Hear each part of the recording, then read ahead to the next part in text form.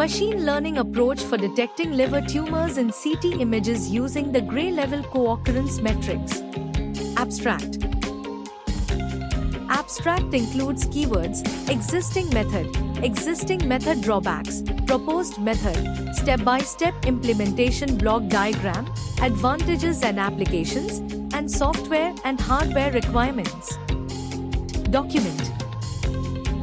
In document we can provide abstract, introduction, literature review, existing method, drawbacks, proposed method, block diagram, advantages and applications, software and hardware requirements, results, conclusion, references.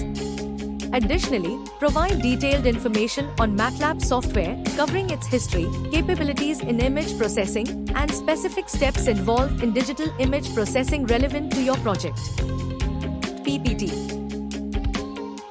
Machine learning approach for detecting liver tumors in CT images using the Gray level co-occurrence matrix include the following steps: abstract detailing keywords, existing method, drawbacks, proposed method, implementation block diagram, advantages, applications, results, conclusion, software and hardware requirements, literature review, existing method, proposed method, block, advantages and applications, software and hardware requirements.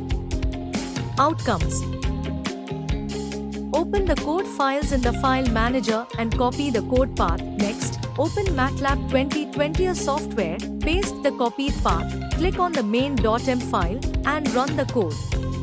Select an image to process. The first figure represents the input image, the second figure represents the histogram equalized image, the third figure shows the histogram equalized image after bilateral filter, noise removal, the fourth figure indicates Gracometrics image, the fifth figure indicates random forest algorithm tree algorithm, the sixth figure shows classification results using dialog box, the command window displays the metric values, including the training accuracy achieved by the random forest algorithm. Thank you for watching. For more details contact 9030333433.